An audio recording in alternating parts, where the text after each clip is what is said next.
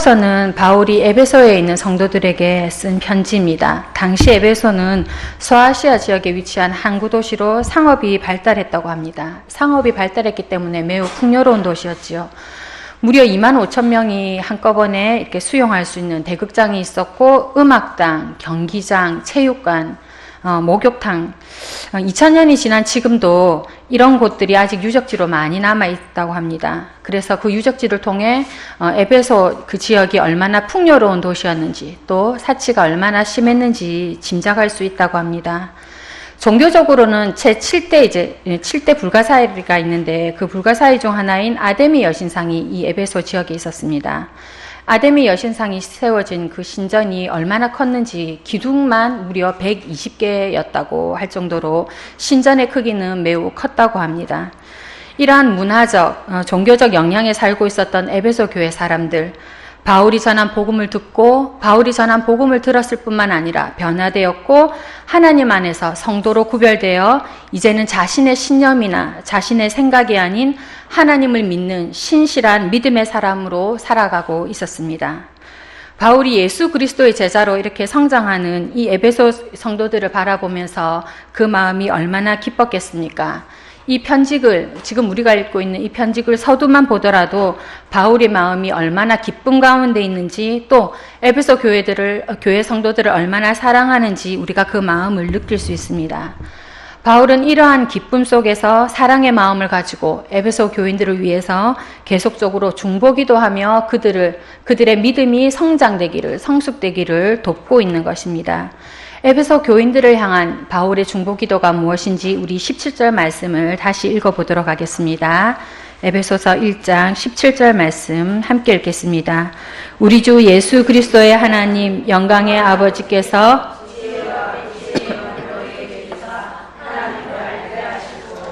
바울은 에베소 교인들을 위해 기도하면서 그들이 하나님을 아는 성도들이 되기를 지금 중보하고 있습니다. 우리들은 어떤가요? 우리들은 기도할 때 어떠한 기도 제목을 가지고 있습니까? 또 우리들이 믿음의 지체들에게 기도를 부탁할 때 어떤 기도를 부탁하고 있습니까? 또 나름대로 열심히 중보기도 하시는 분들, 다른 지체들을 위해 기도할 때 어떤 기도의 제목을 가지고 기도해 주시고 계십니까? 몸의 치유를 위해서, 또 경제적인 회복을 위해서, 또 취업이나 결혼 등 인생의 여러 가지 문제들, 물론 우리가 함께 기도해야 될 기도 제목입니다. 그러나 이에 더해서 우리가 기도하면서 잊지 말아야 될 기도 제목이 있습니다. 반드시 기도해야 될 제목이 있습니다. 바로 하나님을 아는 것입니다.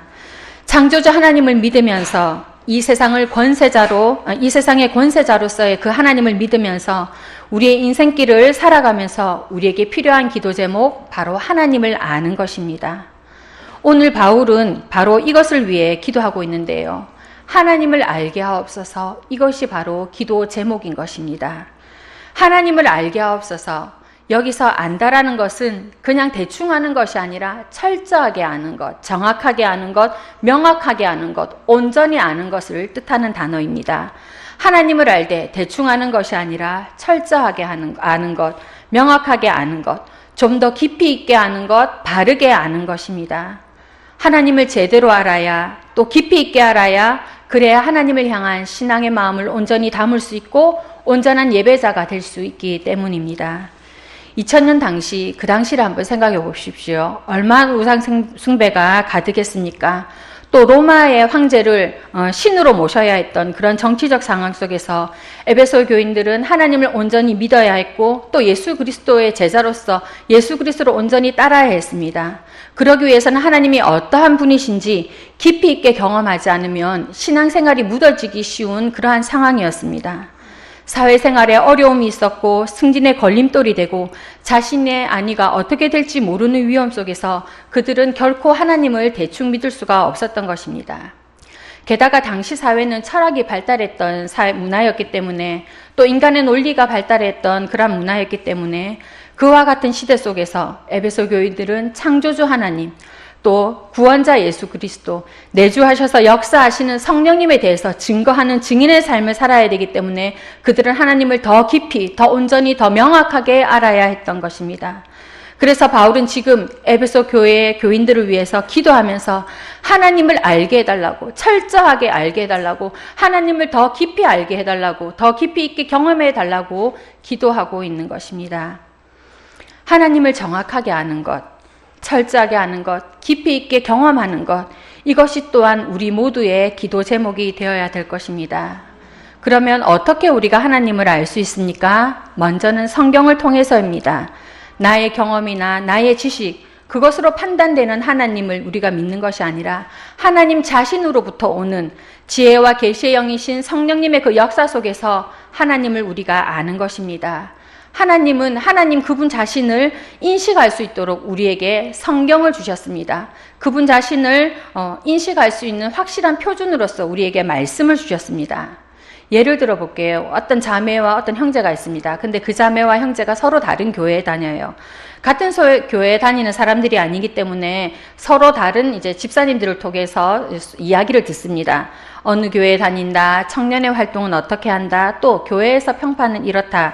그리고 어떤 경우는 학력, 지금 다니고 있는 직장, 이런 것들, 가족관계 같은 것들을 이야기를 듣습니다. 이런 것들을 안다고 해서 우리가 상대방을 안다고 할 수 없습니다. 그 사람을 알려면 만나봐야 되겠지요. 그래서 소개팅이나 선자리에 나갑니다. 그 사람과 직접적인 만남을 통해서 이야기를 듣습니다. 그 사람의 고민이 무엇인지, 자라는 환경은 어떤 것인지, 하다못해 식성은 어떻는지 또 이야기를 듣지요. 때로는 신앙적인 이야기를 하면서 하나님을 어떻게 만났는지, 또 지금 신앙적인 고민은 어떻게 하고 있는지, 교회 생활을 어떻게 하고 있는지, 또 비전은 어떤 것인지, 그러면서 상대방에 대해 알아가게 됩니다. 그러나 이것만으로도 다 알 수 없습니다.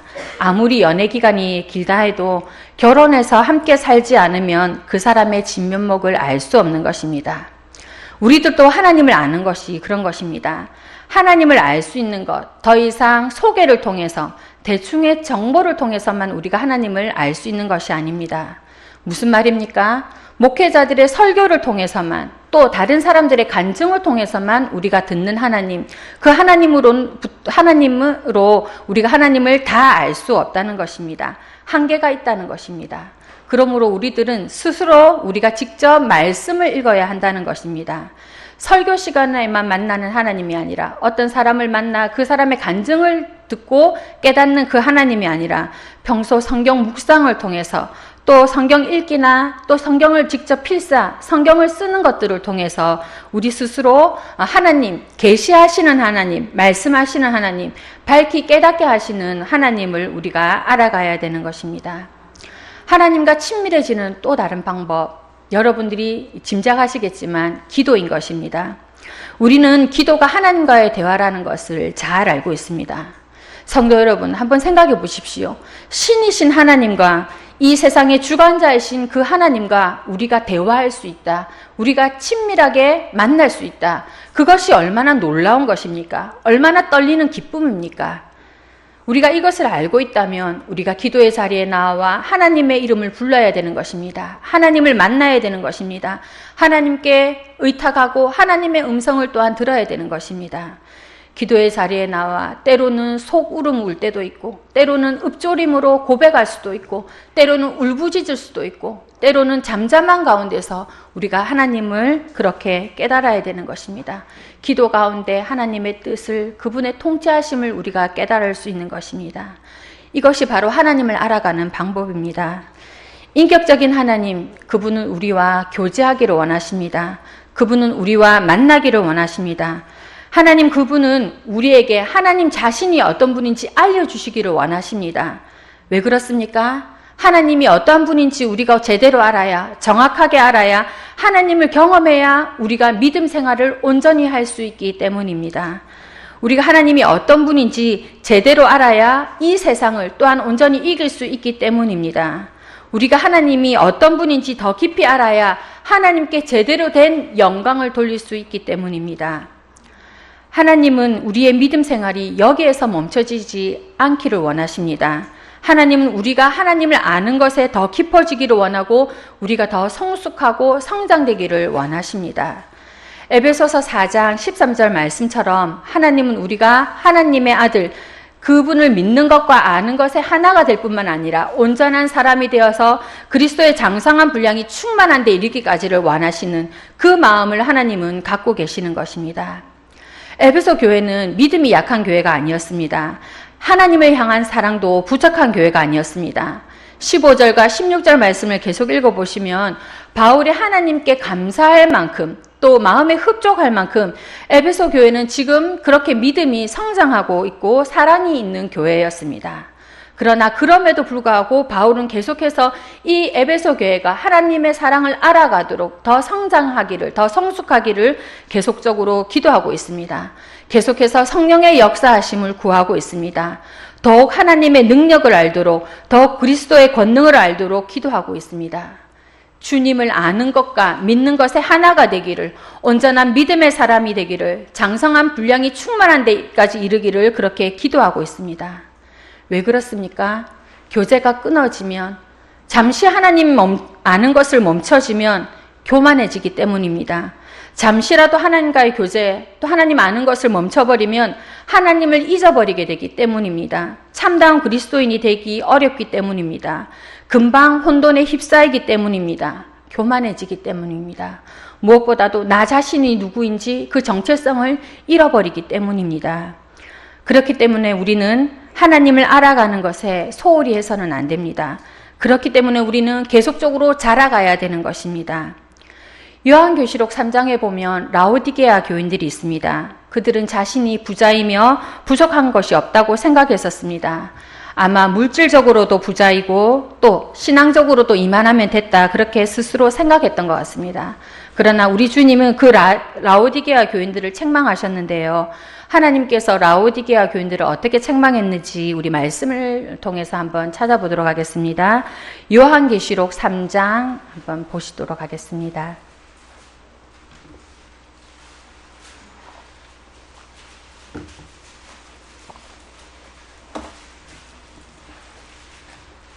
요한계시록 3장 17절 말씀.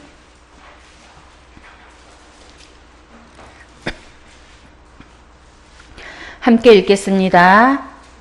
내가 말하기를 나는 부자라 부요하여 부족한 것이 없다 하나 내 공고한 것과 가련한 것과 가난한 것과 눈먼 것과 벌거벗은 것을 알지 못하는도다.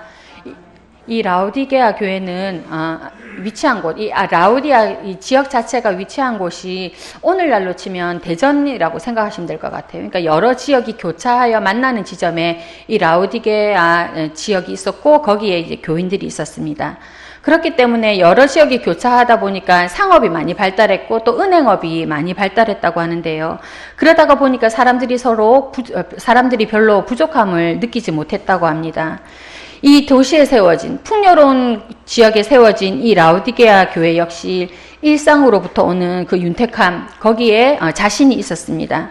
신앙의 열정 없이 나는 부자라, 부요하여 부족한 것이 없다, 이렇게 생각하고 있었습니다. 자신의 현재 생활에 대해서, 자신의 신앙생활에 만족하고 있었기 때문에 그들은 성장을 멈추었습니다. 하나님을 향한 갈망을 멈추었습니다. 그렇기 때문에 그들이 믿음 생활을 제대로 하지 못하였습니다.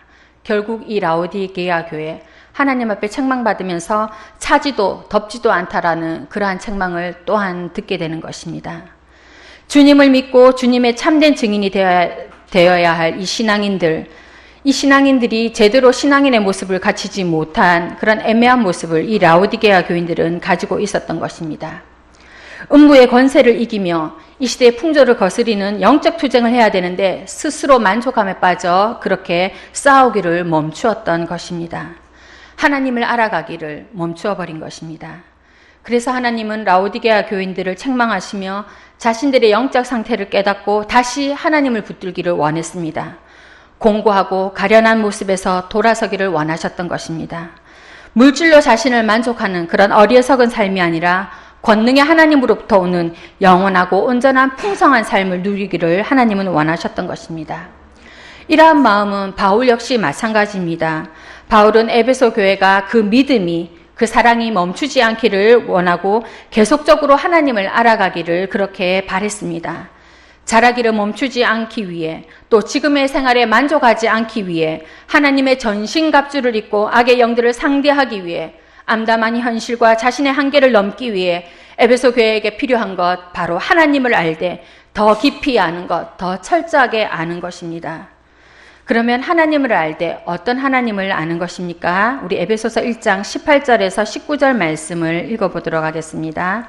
다시 본문으로 돌아와서 에베소서 1장 18절에서 19절 함께 말씀을 읽겠습니다. 너의 마음의 눈을 밝히사 그의 부르심의 소망이 무엇이며 성도 안에서 그 기업의 영광의 풍성함이 무엇이며 그의 힘의 위력으로 역사하심을 따라 믿는 우리에게 베푸신 능력의 지극히 크심이 어떠한 것을 너희로 알게 하시기를 구하노라. 아멘. 지금 바울은 이렇게 얘기하고 있습니다. 첫째, 부르심의 소망, 부르심의 목적을 주시는 그 하나님을 알라고 얘기하고 있습니다. 하나님께서 우리를 부르셨습니다. 그 부르심에는 소망과 목적이 있습니다. 그 하나님을 알라. 둘째는 하나님께서 성도에게 주신 그 상급의 영광이 얼마나 풍성한지를 깨달아라. 상급의 영광을 주는데 그것이 부족한 것이 아니라 풍성하게 준다고 그렇게 얘기하고 있습니다. 셋째는 하나님께서 믿는 사람에게 강한 힘으로 활동하시는데 그 강한 힘으로 활동하시는 하나님의 능력이 얼마나 크신지 그 큰 하나님의 능력을 알라고 그렇게 말하고 있습니다. 저를 비롯한 여러분들이 함께 이 인생을 살면서 이 세 가지를 온전히 깨달았으면 좋겠습니다. 온전히 경험했으면 좋겠습니다. 부르심의 목적이 무엇인지, 그 상급의 풍성함이 얼마나 큰지, 또 강하게 활동하시는 그 하나님의 능력의 풍성함이 어떤 것인지 우리가 알아야 될 것입니다. 철저하고 정확하게 그 부르심의 목적을 알아서 그 부르심의 목적에 합당한 삶을 우리가 살 때에 하나님 앞에 영광된 삶을 살 수 있는 것입니다. 특별히 간구하기는 우리의 자녀들, 우리의 다음 세대들이 지금 현재 암담하다고 말하는, 불안하다고 말하는 이 시대 상황 속에서 쉽게 함몰될 수밖에 없는 이 시대 상황 속에서 하나님을 온전히 알고 하나님을 온전히 경험하기를 바랍니다. 하나님을 온전히 알아서 더 깊이 알아서 그들의 인생과 목적이 명확해지기를 바랍니다. 그래서 올바로 서서 더 이상 흔들리지 않고 계속적으로 주의 용사로 살 수 있기를 바라는 것입니다. 하나님이 만드신 그 창조의 목적대로 우리가 살아야 될 것입니다. 종이 아닌 하나님의 자녀로 우리들을 부르셨습니다. 그 신분이 변화된 우리들이 하나님으로부터 받는 상속이 얼마나 큰 것인지, 얼마나 풍성한 것인지, 얼마나 부요한 것인지 우리가 안다면 우리가 이 현실에 짓눌릴 수 없는 것입니다. 우리는 그리스도와 함께 하나님의 나라와 권세, 그 영광을 누릴 수 있는 하나님의 자녀임을 기억해야 되는 것입니다. 무엇보다도 우리가 이 세상에 살면서 생활하면서 하나님께서 자녀인 우리들을 위해서 얼마나 강한 힘으로 활동하고 계시는지, 그 능력이 얼마나 큰지, 얼마나 그 큰 힘으로 지금 통치하고 계신지 우리가 경험해야 되는 것입니다. 주님은 우리가 성령의 인도함 속에서 하나님을 알고 그 창조된 목적을 알고 하늘의 상속자로서 이 세상에서 담대히 살기를 바라고 계십니다. 강한 힘으로 활동하시는 주님의 능력을 힘입어 우리가 담대히 살아야 될 것입니다. 그래서 하나님의 자녀다운 삶을 살아서 이 세상 혼돈 가운데, 이 세상 어둠 가운데 있는 악한 영들을 우리가 물리쳐야 되는 것입니다. 그리고 하나님의 통치하심, 그것을 우리가 드러내야 되는 것입니다. 온 민족과 열방으로부터 하나님을 인정받도록 우리가 그렇게 노력해야 되는 것입니다. 이 하나님을 아는 것, 그리고 하나님의 용사로 사는 것, 그것은 우리 개인뿐만 아니라 교회 공동체 역시 마찬가지입니다. 교회 공동체 역시 마찬가지로 성장하고 성숙해야 되는 것입니다. 제가 신대원 때 읽었던 책 중에서 왜 그리스도인인가라는 책이 있습니다. 한스킹이라는 신학자인데요. 이 책에 나오는 구절을 한 구절을 읽어드리도록 하겠습니다. 교회에 대한 수많은 회의를 가지고 있는가? 우선 자신을 반성하라. 그리고 무엇보다도 그리스도의 삶을 묵상하면서 그리고 행동으로 구체화시키면서 그분이 원하셨던 하나님 나라를 이 땅 가운데서 우리 인간들을 통하여 그리고 교회를 통하여 먼저 이루고 나타내기를 원하셨던 예수 그리스도를 기억하면서 그 길을 걸어가야 한다라고 그렇게 되어 있습니다. 무슨 말입니까? 하나님께서 이 세상에 어떤 좋은 기관이 있다고 해도 그 기관을 통해서 일하는 것이 아니라는 것입니다. 예를 들면 학교를 통해서 하나님의 뜻을 나타내는 것이 아니고, 검찰청을 통해서 또는 도서관을 통해서 하나님의 뜻을 나타내는 것이 아니라, 하나님은 하나님의 뜻을 나타내실 때 예수 그리스도의 핏값으로 사신 우리들을 통해서, 예수 핏값으로 세우신 이 교회를 통해서 하나님의 뜻을, 하나님의 통치하심을 드러낸다라고 말하는 것입니다. 성도 여러분, 하나님께서는 부르심을 받은 자들을 통하여서 주님이 친히 세우신 이 교회를 통해서 하나님의 뜻을, 하나님의 통치를 드러내시는 것입니다. 우리 교회 역시 마찬가지로 하나님의 뜻을 드러내기 위해 부름을 받았습니다. 하나님의 뜻을 드러내기 위해 하나님께서 이 교회를 여기에 세우셨습니다. 하나님께서 이 교회를 통해서 일하실 것인데, 계속해서 하나님의 은혜를 나타내실 것인데, 하나님의 통치하심을 나타낼 것인데, 우리 교회 역시 계속적으로 이 성장을, 이 성숙을 이루어 가야 되는 것입니다. 지금의 상황에 만족하지 않고 계속해서 성숙하고 성장하여서 다시금 주님의 그 부르심의 소망을 간절히 붙들어야 되는 것입니다. 강한 힘으로 활동하시는 주님의 능력을 계속적으로 우리가 경험해야 되는 것입니다. 성도 여러분, 우리가 하나님을 나타내는 교회로서 계속적으로 성장하기 위해 필요한 것, 하나님을 알아가는 것이라고 말씀드렸습니다. 하나님을 경험하는 것이라고 말씀드렸습니다. 우리 교회 역시 계속적으로, 우리 교회 공동체 모두가 하나님을 그렇게 계속적으로 알아가고 경험했으면 좋겠습니다. 그래서 그 부르심에 대한 소망이 흔들리지 아니하고 오히려 그 부르심에 대한 소망과 목적이 더욱 뚜렷해지고, 하나님 나라의 상속자로서 뿐만 아니라 이 땅에서 베푸시는 그 하나님의 은혜와 복을 마음껏 경험하며, 무엇보다 그 능력과 은혜와 복을 또한 간증할 수 있는, 자랑할 수 있는 우리들이 되어야 될 것입니다.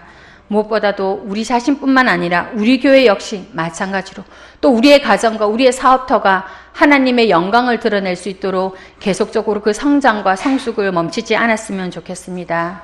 기도하겠습니다. 하나님, 우리를 구원하시고 자녀되게 하시고 때로는 당신의 동역자로 일하게 하심에 감사드립니다. 하나님을 아는 영광스러운 관계를 허락하심에 더욱 감사드립니다. 하나님을 알아, 부르심의 소망을 알아, 베푸신 상속의 그 풍성함을 알아, 또한 무엇보다 강하게 활동하시는 하나님의 권능과 통치하심을 알아 이 땅에서 하나님을 향해 계속적으로 찬양하며 예배하는 삶 살게 하여 주시옵소서. 무엇보다도 세상을 향해서도 하나님의 권능을 드러내는 우리들, 또한 우리 교회 되게 하옵소서. 예수님 이름으로 기도합니다. 아멘.